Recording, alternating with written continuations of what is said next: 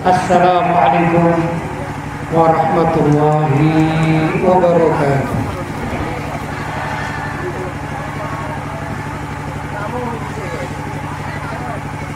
Alhamdulillah, wassalatu wassalamu ala rasulillah Sayyidina Muhammad ibn Abdullah wa ala alihi wa sahbihi wa man wala. Wala hawla wala quwwata illa billah, amma ba'd. Hadratin mukarramin, ma'asyiral ulama al-fudala,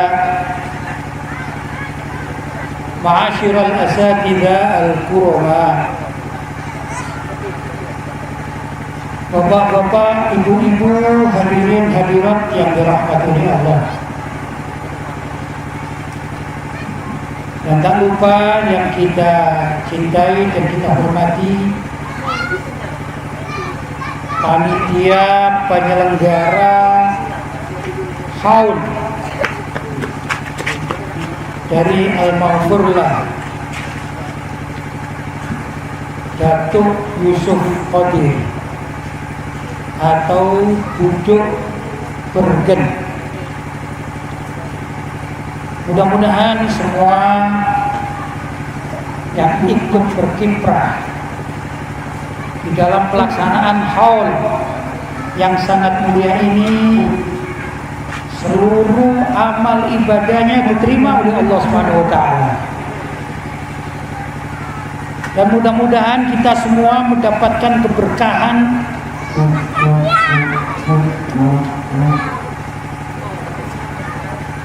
dari yang kita hauli, Datuk Yusuf beserta keluarga besarnya. Mudah-mudahan Allah ridho kepada kita. Mudah-mudahan Nabi Muhammad senang dan cinta kepada kita. Allahumma amin. Alhamdulillah, malam hari ini kita masih diberi kesehatan oleh Allah Subhanahu wa taala sehingga kita bisa berkumpul melaksanakan salah satu apa yang diperintahkan di dalam syariat, yaitu mendoakan orang-orang dari keluarga atau orang-orang yang kita cintai yang telah dipanggil oleh Allah Subhanahu wa taala. Arti haul yang lebih ringkas dikatakan adalah mendoakan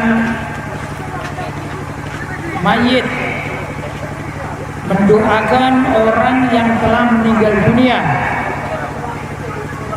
Sejak tadi kita baca doa, kita baca tahlil, dan juga zikir-zikir yang lain. Tujuannya kita bermohon kepada Allah, mudah-mudahan Allah berkenan untuk menyampaikan pahala dari doa-doa yang kita lantunkan bagi orang yang kita hauli, yaitu Datuk Yusuf Qadir. Karena itu kita bermohon mudah-mudahan amalan-amalan yang telah kita lakukan semuanya diterima oleh Allah SWT.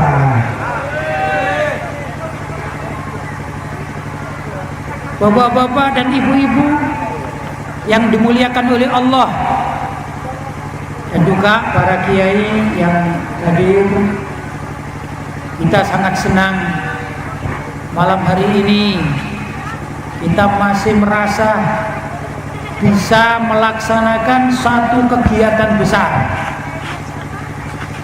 kegiatan menghormati salah seorang yang dicintai oleh Allah Subhanahu wa taala, salah seorang kekasih Allah,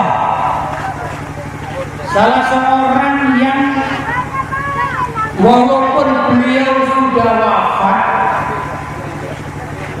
Dan wafatnya ini bukan kemarin sore, tapi sudah bertahun-tahun. Sedangkan kita di tempat ini masih mengharapkan berkah dari beliau, yaitu Datuk Yusuf, seorang wali kekasih Allah. Itu mempunyai kelebihan-kelebihan yang banyak. Di antara dari kelebihan-kelebihan yang banyak itu, doanya para wali baik di masa hidup maupun setelah mereka meninggal dunia itu senantiasa diperhatikan oleh Allah. Doa-doanya dikabulkan oleh Allah. Dan juga para wali itu senantiasa membawa keberkahan bagi orang yang mencintainya dan juga perhatian kepada para wali tersebut. Karena itu kita bersyukur kepada Allah SWT kalau kita masih dicatat sebagai salah seorang dari pecinta para wali. Kita ini pecinta para wali atau musuh para wali? Pak, Bu, kita ini pecinta para wali atau musuhnya para wali? Pecinta. Karena itu mudah-mudahan kita senantiasa dicatat sebagai pecinta para wali. Allahumma amin. Allahumma amin.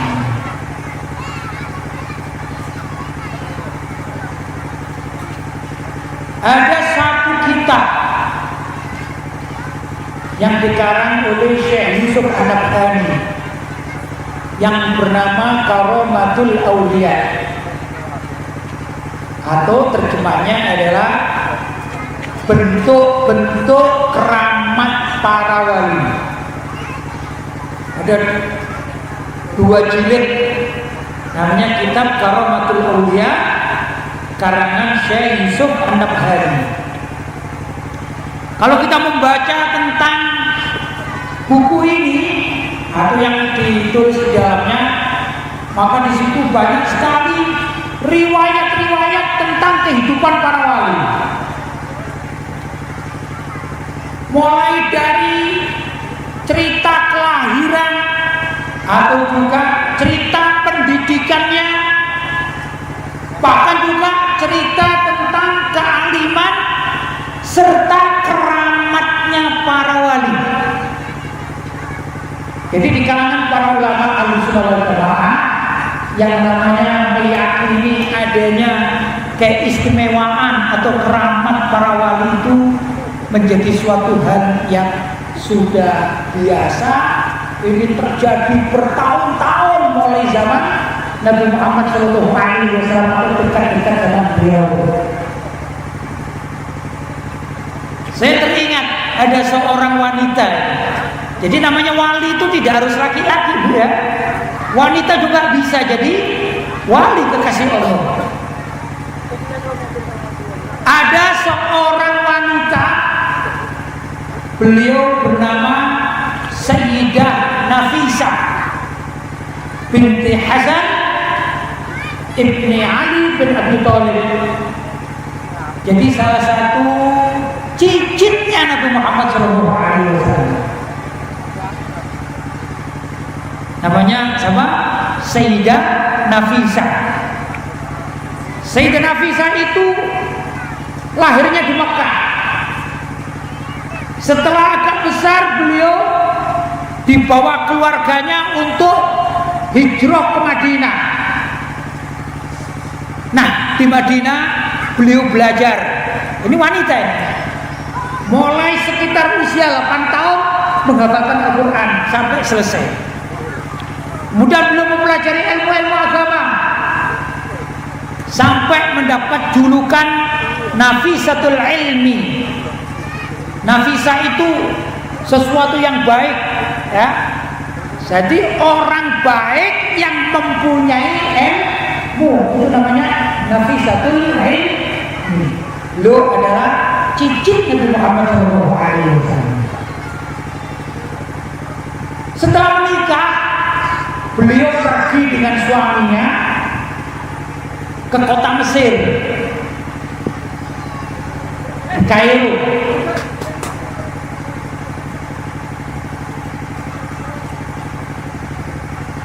Beliau pindah mana? Kairo, Mesir. Sampai wafat beliau berada di Kairo, Mesir, atau di Mesir gitu ya. Saya ingin sedikit menceritakan tentang keramatnya sahabat Sayyidah Nafisah, cicit Nabi Muhammad SAW. Suatu saat ada seorang wanita yang kerjanya itu menenun benang jadi satu tali atau jadi suatu lembar-lembar kain, memintal atau tenun ya. Kalau zaman dahulu kala begitu ya. Salah satu pekerjaan orang-orang itu adalah memintal kain, karena pabrik-pabrik masih belum banyak. Pabrik apa? Pabrik kain belum banyak. Jadi apa? Dipintal. Setelah dapat banyak kain yang dipintal, maka si wanita ini pergi ke kota. Nah, begitu perjalanan yang di dalam riwayat, si wanita ini mempunyai 5 orang anak kecil-kecil. Suaminya sudah meninggal dunia. Maka si wanita ini bekerja untuk menghidupi anak-anaknya. Subhanallah. Tatkala si wanita ini memanggul atau membawa tali hasil pintalan, ya, hasil tenunan, lembar-lembar kain itu, tiba-tiba ada burung besar. Ya mungkin burung Raja Wali barangkali ya, ada burung besar. Lalu bahasa Arab namanya soker. Soker itu burung yang besar, seperti burung Garuda, burung Raja Wali, namanya apa? Soker. Tiba-tiba ada burung besar yang datang kemudian mengambil tali yang dia taruh di atas kepalanya. Apa? Disowon kata orang Jawa. Ini apa namanya? Disowon juga. Ya taruh di atas ini ya, di bawah. Ibu-ibu biasanya gitu juga ya. Kadang-kadang membawa benda ditaruh di mana? Di atas begini. Kalau orang Malang katanya disowon gitu ya. Orang sini apa namanya? Hah? Soon juga. Sowon. Oh ya. Ngapura lagi gula oneng ngocak medure nik seboni. Ya. Tapi tidak bisa panjang. Kalau ngomong Madura tidak bisa panjang. Tiba-tiba burung datang, burung besar datang. Itu pintalan-pintalan yang di atas kepalanya orang perempuan tadi diambil, dicuri sama burungnya. Akhirnya wanita ini tertegun dan merasa heran, susah. Wah, ini kan barang daganganku kok dicuri sama burung. Hilang burungnya. Orang wanita ini, ibu-ibu ini duduk di dekat jalan sedih sampai ketemu seorang laki-laki.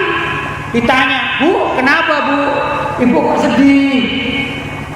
Maka si ibu bercerita, "Ya, barang dagangan saya dicuri burung soker, burung raksasa."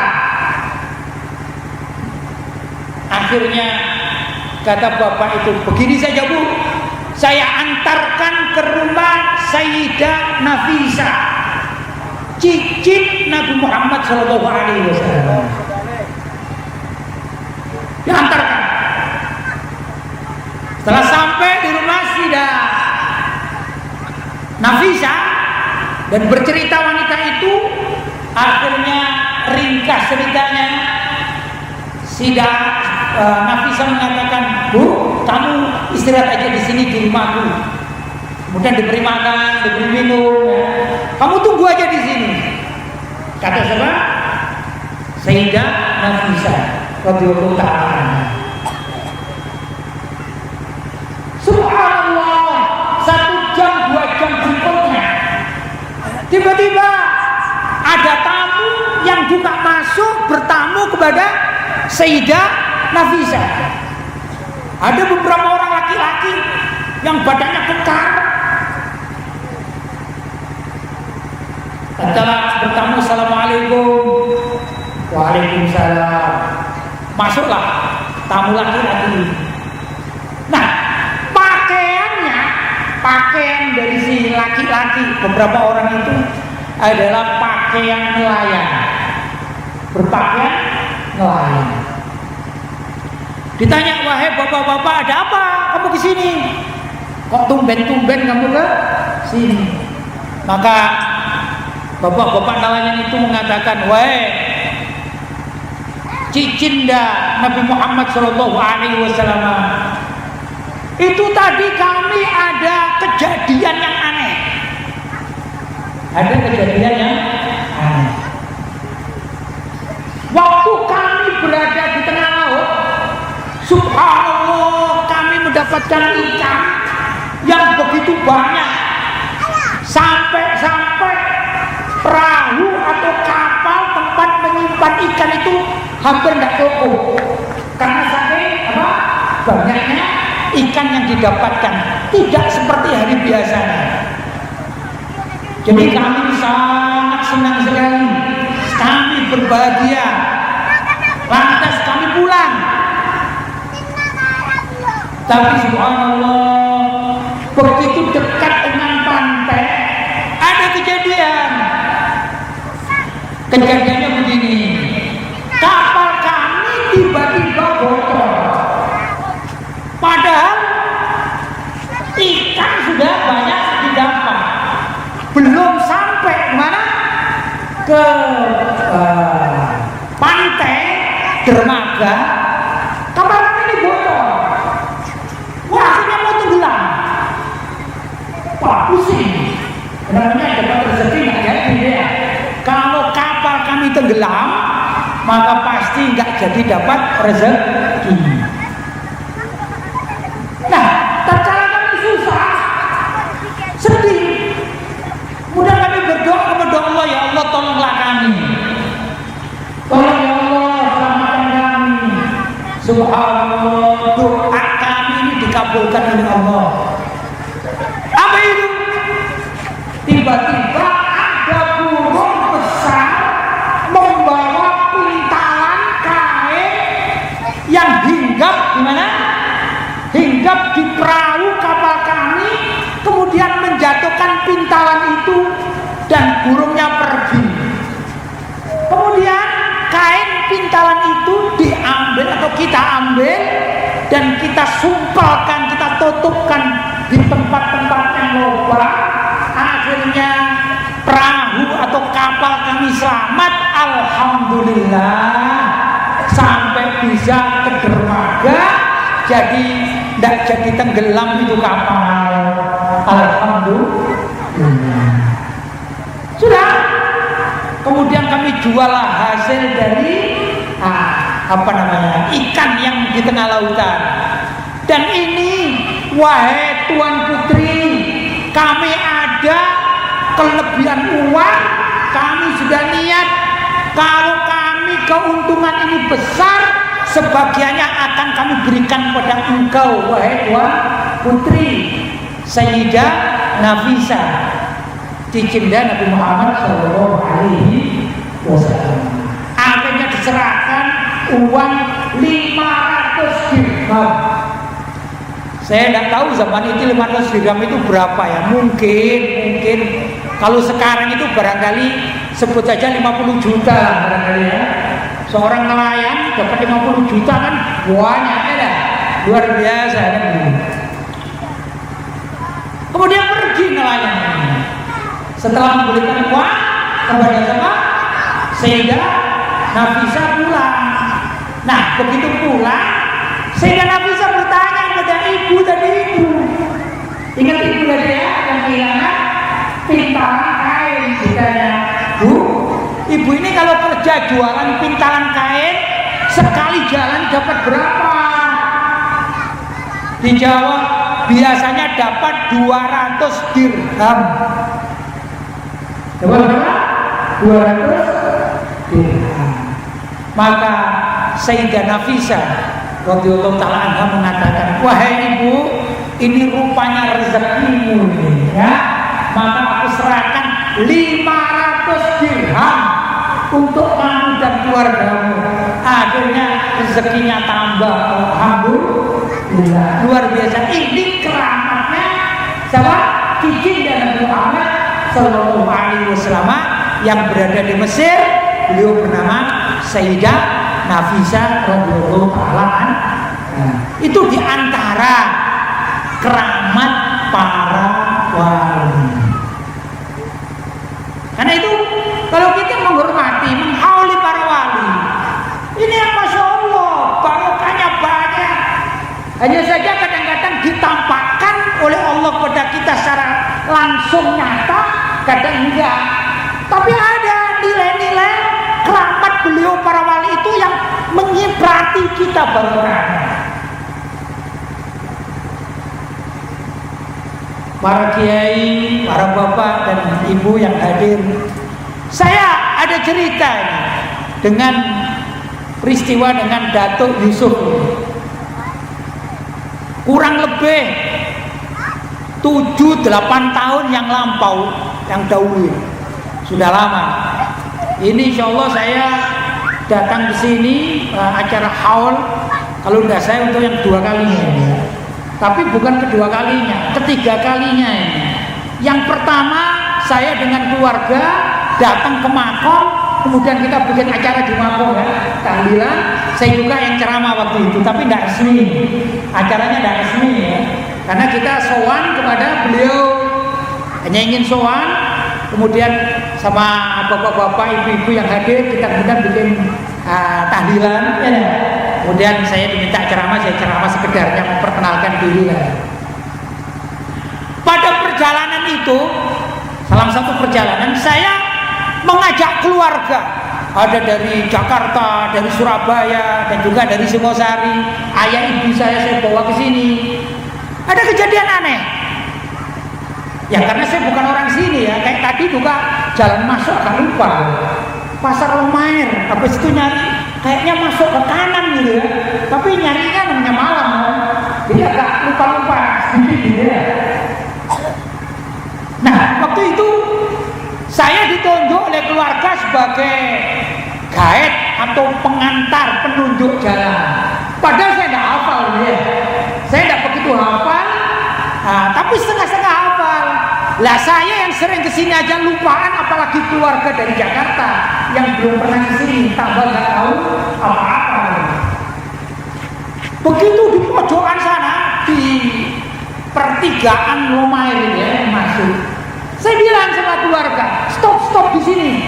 Waktu itu rombongan kalau tidak salah sekitar 8 mobil kalau tidak salah. Saya bilang, kayaknya ini jalannya.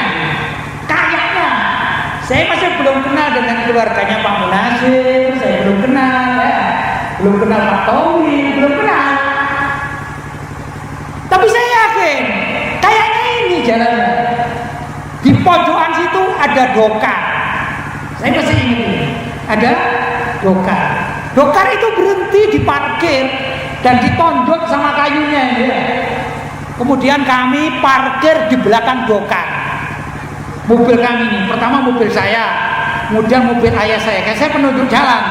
Di belakang ayah saya sama ibu saya, kemudian famili kami sampai kurang lebih 8 mobil. Saya bilang, mudah-mudahan tidak salah, tapi saya lupa.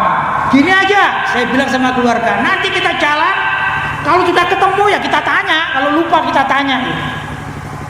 Akhirnya sepakatan, ayo berangkat. Waktu mobil mau berangkat, tiba-tiba dokar ini lepas. Bukan kudanya, kuda sama dokarnya lepas. Dan dokar ini jalannya di tengah, padahal jalannya kan sempit. Jadi kami rombongan tidak bisa nyelip, tidak bisa nyelip. Ya gimana? Saya bilang loh, ini kusirnya mana kok nggak ada? Kusirnya nggak ada, tinggal kuda sama keretanya sama dokarnya jalan. Saya bilang ya sudahlah, ngikuti aja, yang sabar. Saya bilang sama keluarga, yang sabar. Jadi habis dokar mobil saya, ya, udah mobil keluarga jalan. Saya ingat pokoknya habis belok di Romair itu nanti ada jalan ke kiri. Gitu. Ingat saya di sawah itu, sawah. Saya pikir dokarnya ini kalau sudah melewati jalan itu dia akan terus. Dan saya lupa kalau antara sana dengan sini ini jauh tidak jauh, saya lupa juga. Namanya bukan orang sini ya. Ya subhanallah, ini dokarnya belok. Dokarnya belok kiri. Jadi kami ini tidak bisa nyalip. Sudah tin gitu nih. Belakang kita bilang nggak bisa, kok nggak ada kusirnya. Bagaimana dokarnya ngerti, di tin tak ngerti. Sudah, ikuti sajalah yang sabar, yang bilang gitu. Subhanallah, ngikuti dokar, ternyata sampai di kuburannya Dato' Yusuf ini, pertigaan situ itu sampai. Saya bilang, lah ini kuburannya. Berarti keluarga kami ini diantarkan dokar tanpa kusir. Luar biasa. Subhanallah, kita kepingin apa? Sowan kepada beliau, berhubung saya penunjuk jalannya lupa, akhirnya diantarkan dokar tanpa kusir. Saya yakin beliau sebenarnya ya memandu. Yang memandu ini dokarnya ini kan ya. Kalau saya sendiri ya mungkin lupa. Ini dokar persis berada di depannya, akhirnya loh, saya bilang ini kan kuburan. Luar biasa. Itu Datuk kita, Datuk Yusuf Qadir ya. Bapak-bapak dan ibu-ibu yang dirahmati oleh Allah SWT. Kalau bercerita tentang Datuk ini tentu bapak-bapak dan ibu-ibu yang di sini jauh lebih banyak tahu ya. Tapi kalau boleh begini, Datuk Yusuf ini punya putra. Kalau saya baca sejarah ya, paling tidak ini versi keluarga, versi keluarga. Datuk Yusuf ini punya putra namanya Alwi. Namanya Alwi. Ya tentu beberapa putranya saya tidak paham, tapi yang saya ingin sampaikan ini yang bernama Datuk Alwi. Datuk Alwi itu kuburannya ada di daerah Omben, kuburannya di atas gunung. Saya pernah datang ke sana sudah, alhamdulillah. Itu kuburannya menurut warga setempat. Sebagaimana juga di sini banyak riwayat, di sana juga punya riwayat. Itu dijaga oleh naga, kata penjaga kuburannya ini. Tapi naganya juga tidak kelihatan setiap saat. Begini katanya, dulu pernah ada orang yang minta togel, minta nomor kemana? Ke Datuk Alwi, putranya Datuk Yusuf ini. Waktu tiba-tiba didatangi naga mau dipatok itu orang. Jadi ini kuburan mau dipakai maksiat, cari nomor togel, mau dipatok lari.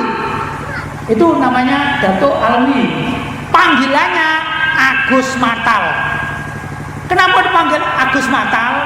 Karena beliau ini apa ya, mempunyai rumah, dan saya sudah pernah masuk di rumahnya, walaupun rumahnya sudah agak nggak terawat ya karena di atas gunung. Itu menurut riwayat masyarakat setempat, ini berasal dari bekas tatalannya apa? Kayu. Karena ada juga wali, di antara wali-wali Songo itu kan ada masjid yang dari tatalan. Ternyata di sini ada, namanya rumahnya Datuk Mata. Kalau yang Wali Sabah itu yang masjidnya, maka dikenal sebagai Datuk Mata atau Agus Mata. Itu riwayatnya. Di masa kecil, menurut yang saya pahami dari riwayat-riwayat itu, yang namanya Datuk Matal atau Agus Matal atau Datuk Alwi, ini mulai dari kecil mainannya aneh-aneh. Beliau ini suka layangan, tahu layangan ya? Beliau suka bikin layangan sendiri. Oh, namanya anak kecil-kecil kadang-kadang diejek sama kawannya, apa kamu bikin, tidak mungkin bisa naik. Wah, ini kalau bikin layangan asal-asalan, Datuk Matal ini asal-asalan. Kata kawan-kawannya, kalau mungkin bahasa sekarang, Alwi, kamu bikin ini tidak bakalan bisa naik. Marah. Datuk Matal ini marah. Itu layangan yang masih terbuat dari bambu, belum dikasih kertas, masih lubang. Itu dinaikkan sama dia, dan naik. Subhanallah, ini keramatnya Datuk Matal, putra dari siapa? Datuk Yusuf ini. Mulai kecil begitu. Nah, kadang-kadang kalau sudah bikin layangan, lain lagi nih, namanya anak kecil ya, bikin layangan sudah naik. Kata orang Jawa, layangannya itu munting katanya. Ya, apa munting itu puter gini, ya kan? Puter lagi kan ini. Biasanya kan diturunkan, ya dah. Setelah diturunkan, sayapnya ditekuk-tekuk kan gitu kan. Ini kalau Datuk Mata enggak. Itu talinya, benangnya itu diikat di pohon, naik, dinaikin. Subhanallah, naik di atas, ditekuk di atas itu, kemudian selesai turun. Menurut riwayatnya begini. Ini keramatnya Datuk Alwi, putranya sama Datuk Yusuf. Luar biasa orang dulu ini ya. Nah, Datuk Alwi punya anak namanya Datuk Abdurrahim. Datuk Alwi punya anak namanya Datuk sama Abdurrahim. Itu pejuang di zaman penjajahan Belanda, itu termasuk salah satu pejuang dari Madura. Ya tentu namanya pejuang, ini kan musuhnya musuh Belanda. Ya. Sampailah beliau berontak kepada Belanda dan beberapa kawannya itu kemudian dikejar-kejar. Nah, saya yang pernah dengar riwayatnya, di antara dari sekian banyak kawannya itu pada akhirnya terdamparlah di Kamal, lari ke Kamal, kemudian menyeberang lautan dengan beberapa kawan. Datuk siapa tadi? Abdurrahim. Begitu naik kapal atau sampan atau perahu kecil, sudah dekat dengan Kenjeran sana, tenggelam. Apa namanya? Kapalnya terbalik. Nah, beliau Datuk Abdurrahim dengan beberapa kawannya itu kemudian didorong-dorong oleh ikan yang kata orang Jawa namanya ikan mungsing. Mungkin orang Madura juga mengatakan ikan mungsing ya. Sampailah terdampar di daerah Kenjeran, Surabaya. Maka rombongan dari siapa? Datuk Abdurrahim ini dengan rombongannya, karena diselamatkan, ditolong oleh ikan mungsing, kemudian menurut riwayat orang tua mereka itu bersumpah, kalau bahasa Jawa, aku dan anak turunku gak katene mangan iwak mungsing.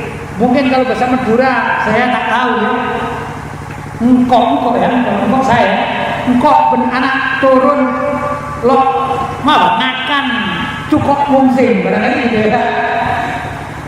Sudah bersumpah. Yang aneh, dari keturunan orang-orang yang satu perahu ini kalau makan ikan mungsing biasanya gatel, menghitam gitu ya. Itu menjadi sumpah dari Datuk Abdurrahim dan kawan-kawannya yang terdampar di mana? Di daerah Kenjeran. Datuk Abdurrahim ini pada akhirnya lari sampai di Singosari dan makamnya ada di Singosari sampai sekarang. Kami dari keturunan Datuk Abdurrahim. Abdurrahim dan Abdurrahim punya putra namanya Mbah Murtado, karena sudah mengikuti tradisi Jawa. Panggilannya Mbah Murtado, namanya Murtado. Cuman orang Jawa memanggilnya itu Mbah Murtolo, begitu. Orang Jawa panggilnya apa? Mbah Murtolo. Kenapa kok Mbah Murtolo? Dulu nama Arab itu dibenci oleh Belanda. Abdurrahim, Murtado itu dibenci oleh Belanda. Akhirnya diganti menjadi Mbah Murtolo. Murtado jadi Mbah Murtolo. Ini Mbah Murtado itu hafidhul Quran, ahlul Quran. Ahlinya baca Al-Quran. Kemudian Mbah Murtado itu mempunyai putra namanya Alwi, sama dengan Datuk Mata, ya? Namanya Alwi. Alwi ini, Mbak Alwi ini dulu menjadi salah satu anggota konstituante mewakili NU Jawa Timur. Konstituante itu barangkali anggota DPR MPR pusat zaman itu, ya. Jadi sudah masuk dalam organisasi itu Mbak Alwi. Jadi beliau ini ahli strategi atau politikus barangkali gitu ya, politikus. Kemudian Mbak Alwi ini punya putra banyak, salah satunya namanya Basori, ya. Sebagian orang mengatakan Kiai Basori gitu ya, dari Singosari. Beliau ahli Al-Quran lah. Kiai Basori ini punya anak saya ini ya, Lutfi Basori. Nah ini silsilah kami semacam itu, jadi sambung kemana? Datuk Yusuf. Siapa Datuk Yusuf? Datuk Yusuf itu putranya Datuk Hasan. Julukannya Datuk Hasan namanya Bujuk Radin. Ada kuburannya di Arusbaya. Arusbaya ya, Arusbaya. Saya sering ke sana. Beliau ini dikenal namanya Hasan, orangnya itu ganteng, orangnya itu apa ya, tampan, sampai seperti wanita cantik. Seperti Sayyidina Hasan bin Ali bin Abi Thalib itu kan ganteng orangnya. Kalau Sayyidina Husain adiknya tidak begitu ganteng, tapi Sayyidina Hasan ganteng. Seperti juga contoh Nabi Yusuf alaihissalam ganteng. Karena ada orang laki-laki begitu kan ganteng. Nah, karena saking gantengnya Datuk Hasan, maka mendapat julukan sebagai Datuk Radin. Kalau di sini ada Bunyai Radin ya, berarti bunyainya cantik, tidak biasa. Bunyai cantik kan biasa ya. Tapi ini enggak, Datuk laki-laki, tapi karena gantengnya dapat julukan apa? Datuk Radin. Makamnya ada di Arusbaya, Arusbaya, ya. Arusbaya itu bakaran ya. Saya sering ke sana. Terus Datuk Hasan atau Bujuk Radin ini putra dari Datuk Husain. Yang Datuk Husain itu makam dan kehidupannya ada di Omben. Di sana ada gunung. Saya nggak tahu penyebutannya bahasa Madura. Cuman kalau saya orang Jawa mengatakan Gunung Elian.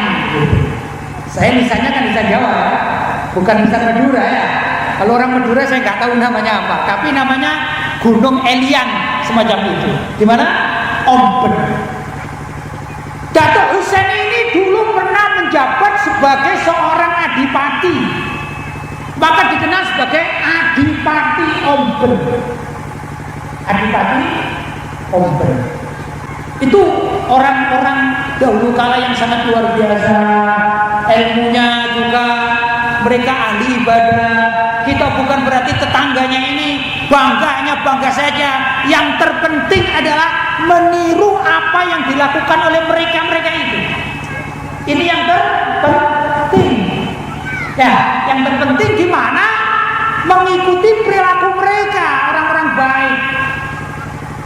Kadang-kadang bertanya, yaitu kan orang-orang baik, orang-orang ahli ilmu, orang-orang ulama, maka mereka bisa diangkat jadi wali. Betul? Betul? Itu pertanyaan. Gimana dengan kita? Apakah mungkin kita ini diangkat jadi wali, kekasih Allah? Ada yang bertanya begitu ya? Kita orang biasa-biasa. Mungkin di antara kita ada petani, di antara kita ada pedagang, di antara kita guru ngaji. Ya dah. Pertanyaannya, apa bisa kita jadi kekasih Allah? Menurut para ulama bisa. Kalau kita mau, bisa. Kalau kita mau, itu bisa. Dulu ada seorang wanita, nenek-nenek ya. Nenek ini punya kedai, warung, punya warung di tengah pasar. Tidak. Setiap hari dia datang ke pasar, pulang, datang ke pasar, pulang. Sebagaimana bapak-bapak dan ibu-ibu pergi ke pasar jualan. Dalam riwayatnya itu jualan bumbu-bumbu, ini ada brambang, bawang, apalagi ini kecap, ya, dan lain sebagainya. Nah, di saat siang hari ada seorang waliyun minal aulia, seorang wali laki-laki yang senangannya keliling saja, kemana-mana keliling, sukanya jalan-jalan. Tapi ini wali Allah. Begitu sampai di dekat pasar, sebut saja pasar Lomair ya. Lomair kan ada toko-toko itu jalannya. Tiba-tiba wali laki-laki ini berhenti. Dia naik kuda, tiba-tiba berhenti. Katanya begini, loh, dicium-cium sama sang wali laki ini. Di sini saya bau ada wali. Di pasar Lomair ini ada wali. Heran, di tengah pasar kok ada wali. Biasanya tempatnya wali itu di masjid-masjid, tapi kok di pasar ada wali. Wah, akhirnya penasaran. Ini wali laki-laki ini, saya panggil tuan wali gitu aja ya. Tuan wali ini heran-heran. Akhirnya berhenti. Kemudian kudanya ditali di tempat parkiran, ya, kalau sekarang naik motor barangkali gitu ya, tempat parkiran. Kemudian tuan wali ini masuk ke dalam pasar, diteliti-teliti, ternyata bau harum itu berasal dari warungnya si nenek. Warungnya si nenek. Penasaran nih. Tuan wali ini penasaran, diteliti dari kejauhan, apa sih yang dilakukan wali wanita nenek ini? Itu subhanallah, ibu-ibu bisa ditiru. Ternyata nenek ini di tokonya itu ada tasbih. Itu ada tasbih. Kalau ada orang beli, ditinggal tasbihnya, dia meladeni atau apa namanya? Ya, menjual apa yang apa ya? Apa ngeladeni ya? Dia apa? Melayani. Saya kepingin bahasa Madura tapi tidak bisa ya. Dia melayani pembelinya. Misalnya beli beras berapa 1 kilo, dia layani. Ya, beli apa lagi gula 1 on dan seterusnya.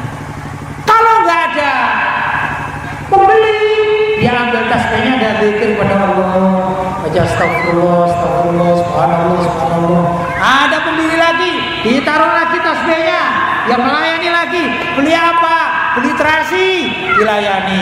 Selesai itu, dia lagi zikir lagi kepada Allah. Demikian mulai pagi sampai sore, tutup pulang. Itu pekerjaannya nenek. Ternyata Allah mengangkat berkat, dia ini zikir terus, dan disambi dengan jualan disambi dengan zikir, ternyata tuan wali itu diberi penciuman oleh Allah SWT dan bisa mencium. Di sini ada baunya wali yang sangat harum semerbak, yang dikatakan la ya'riful wali illal wali.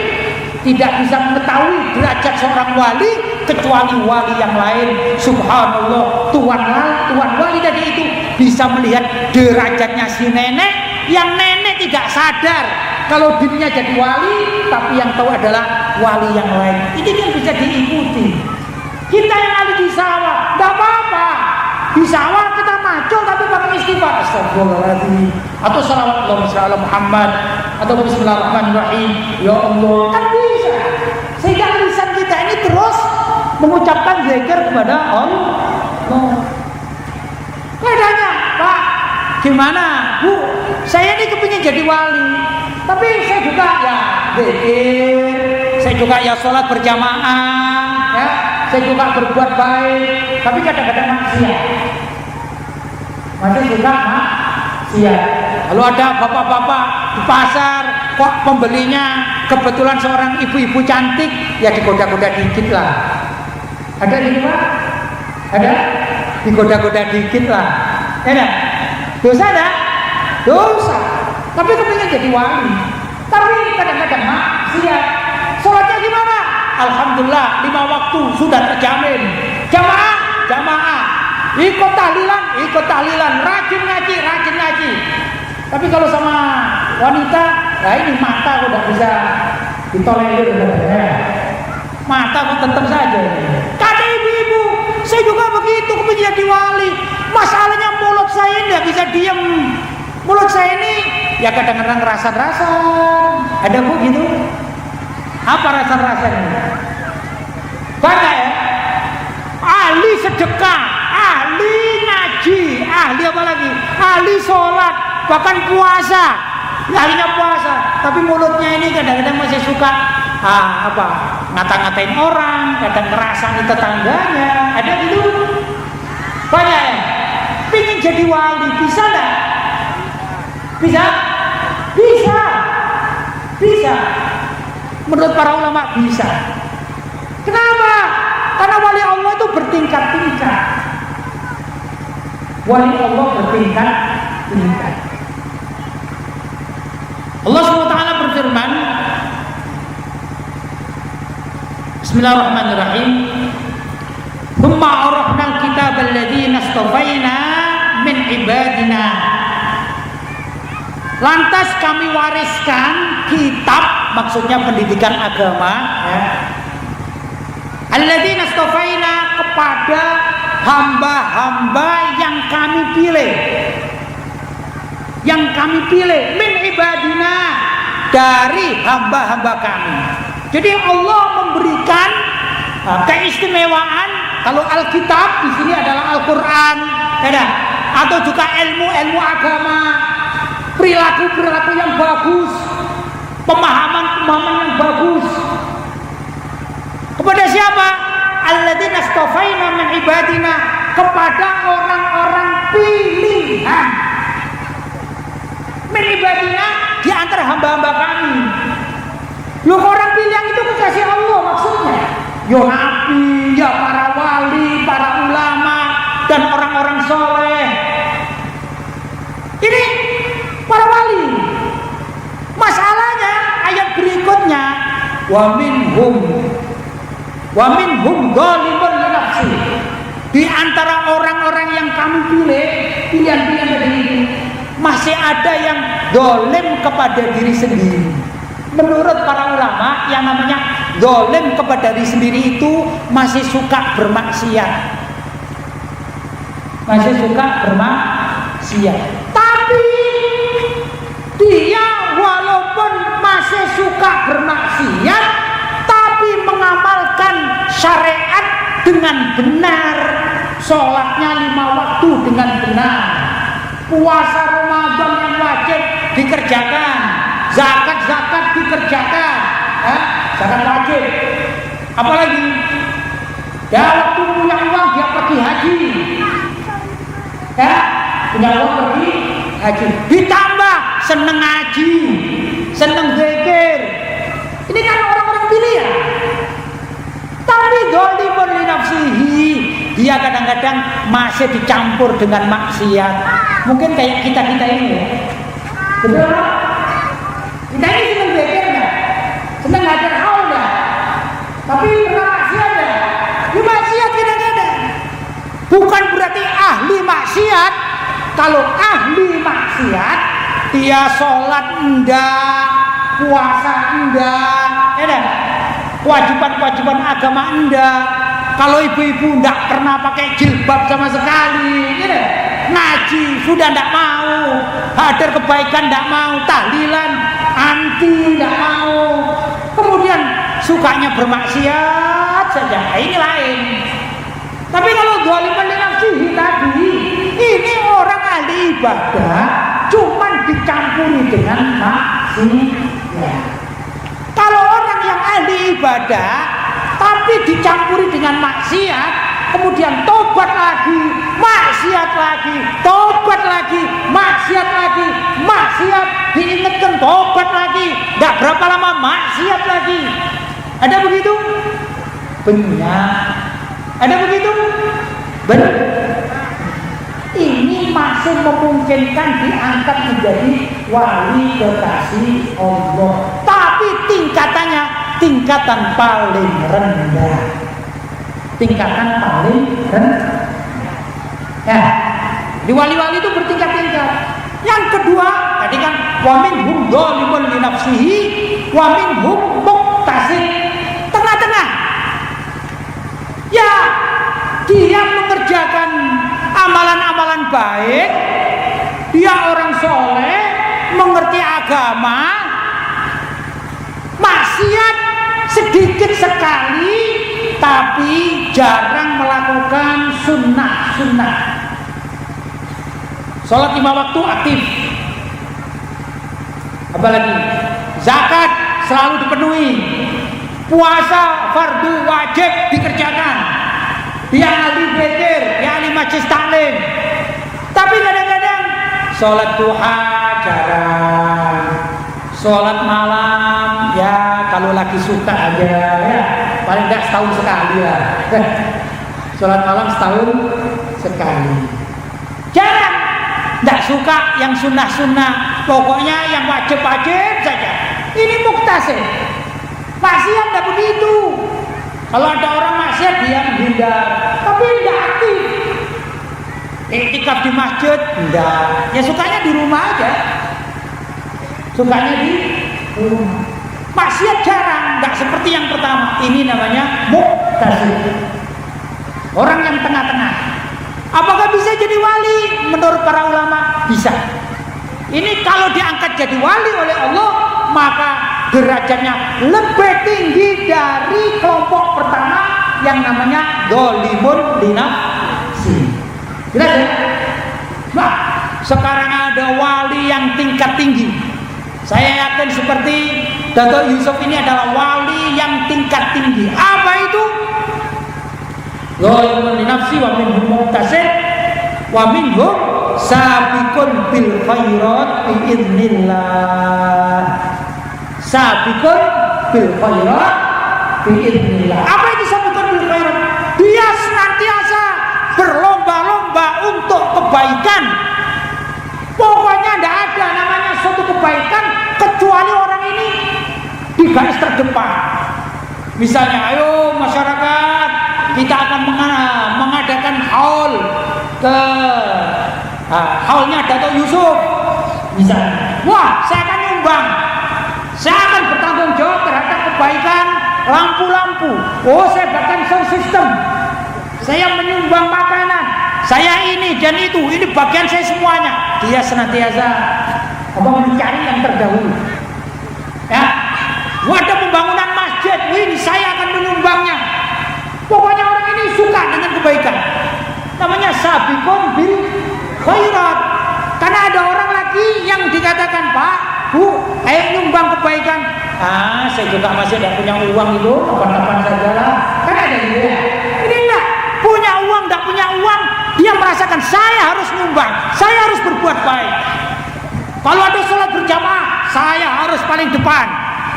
Pokoknya namanya sabiqun bil khairat. Ini adalah wali-wali yang hakikatan, wali-wali yang benar, wali-wali yang benar-benar mendapatkan kemuliaan di sisi Allah Subhanahu wa taala. Jadi bapak-bapak dan ibu-ibu yang dirahmati oleh Allah Subhanahu wa taala, kalau kita kepingin meniru apa yang dilakukan, apa yang dicapai oleh Datuk Yusuf dengan segala macam apa yang beliau lakukan, kita pasti yakin beliau ini ahli ibadah. Tidak mungkin beliau kalau bukan ahli ibadah mendapatkan kemuliaan sampai hallnya hari ini kita rayakan. Tidak mungkin. Wah, kan? Orang-orang meninggal zaman dahulu kala. Jangankan begitu ya, di sekitar sini aja kuburan orang zaman dahulu banyak ya, banyak. Tapi yang dihauli sampai sekarang banyak ya, tidak semuanya. Kecuali orang-orang yang mendapatkan ma'unah, pertolongan dari Allah, keistimewaan dari Allah SWT, termasuk juga Datuk Yusuf. Mudah-mudahan kita kecepatan barokahnya Datuk Yusuf. Allahumma amin. Allahumma amin.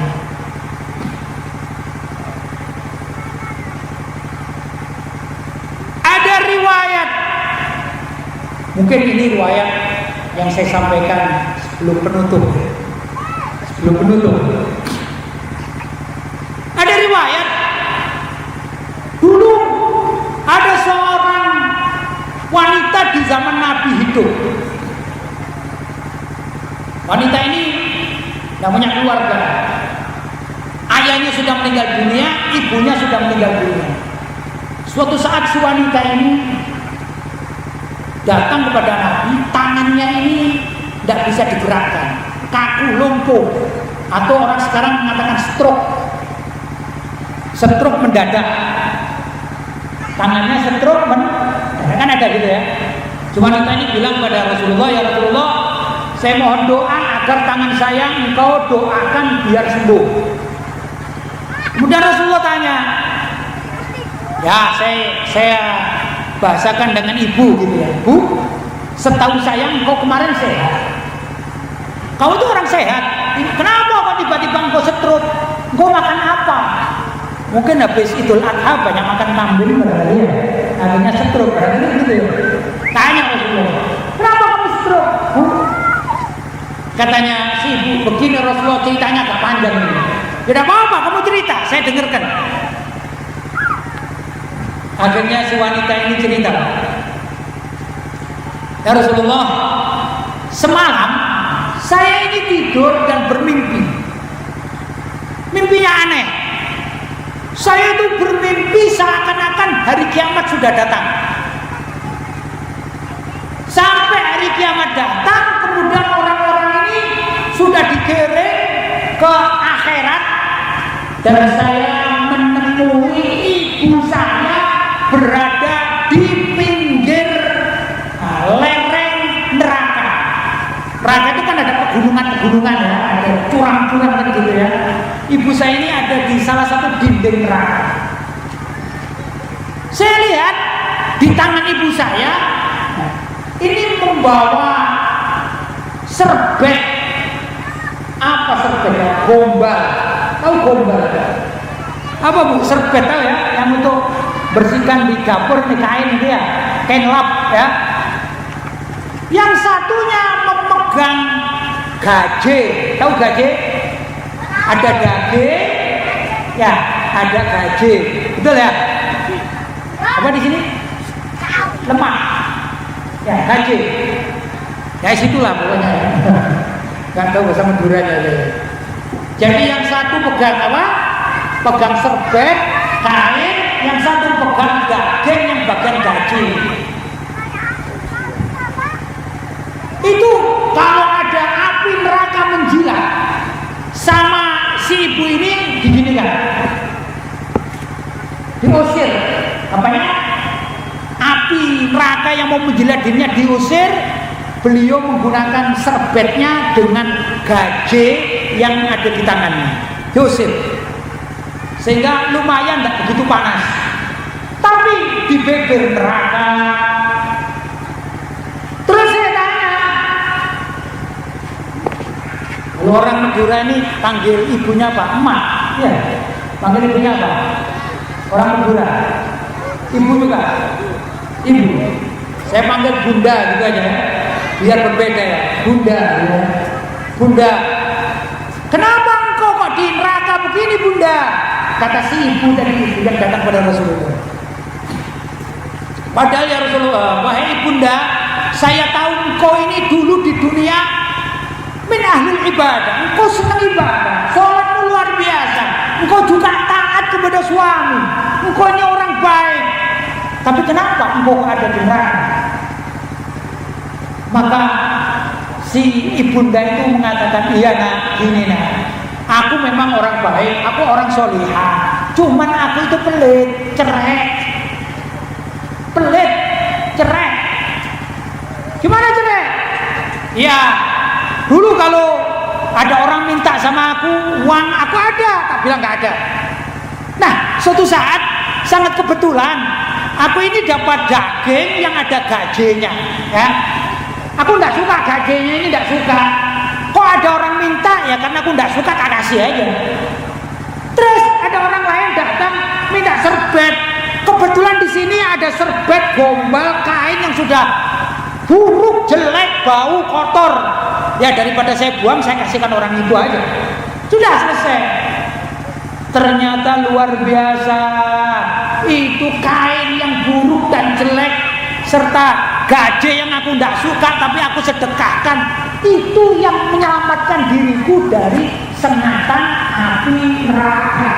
Luar biasa.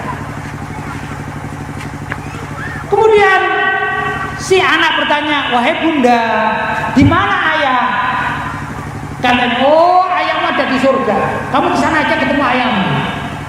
Ringkas cerita si anak bergegas masuk di surga, namanya dalam mimpi ya.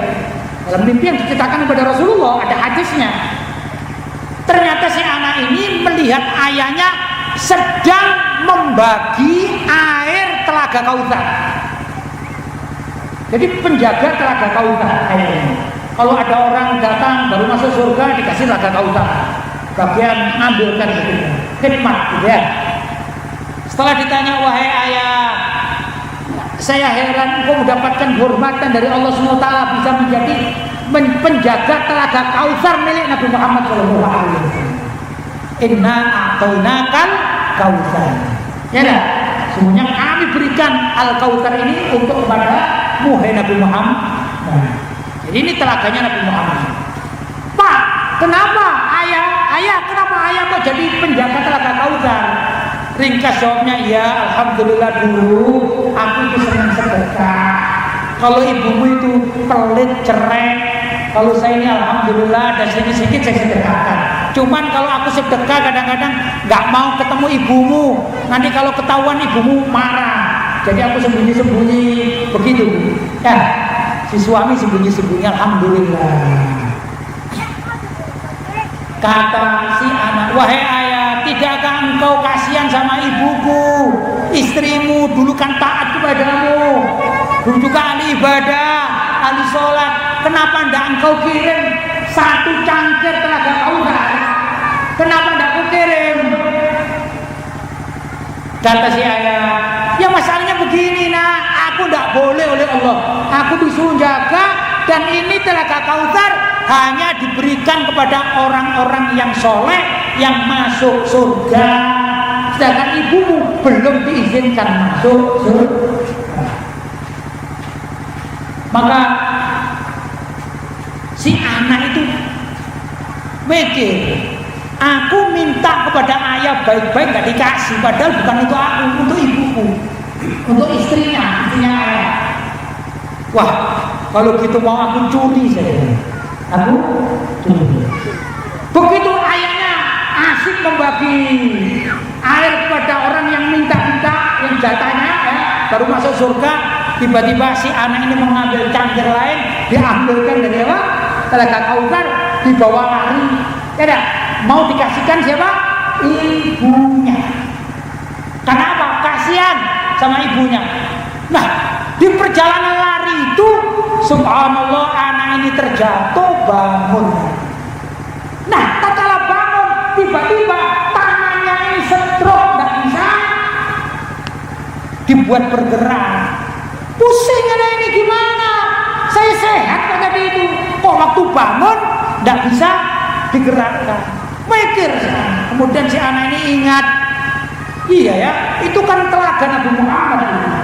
Mungkin aku kalau minta ridho dari Nabi Muhammad karena mengambil air telaganya, mungkin tanganku sembuh. Maka dia datang kepada Rasulullah SAW dan minta didoakan. Kemudian oleh Rasulullah SAW si wanita itu disuruh mendekatkan tangannya, kemudian oleh Nabi didoakan, tiba-tiba sembuh karena mendapatkan ridho dari Nabi Muhammad SAW. Nah, ibu-ibu, bapak-bapak, kalau begitu paling enak jadi orang itu adalah orang yang dermawan ya, akan bisa masuk ke surga. Jangan jadi orang yang pelit. Baik bapak-bapak maupun ibu-ibu, jangan sampai jadi orang yang cerai ya. Jangan pelit agar kita kelak bisa masuk surga bersama Nabi Muhammad SAW. Bapak-bapak dan ibu-ibu, para kiai, barangkali itu yang saya sampaikan. Mudah-mudahan malam hari ini kita mendapatkan berkah dari karomatnya Datul Yusuf dan bukan para aulia-aulia serta para anbiya, khususnya berkat dari syafaat Nabi Muhammad SAW. Mungkin itu yang dapat saya sampaikan. Kalau ada hal-hal kurang tempat, saya mohon maaf yang sebesar-besarnya. Ada maaf dulu wa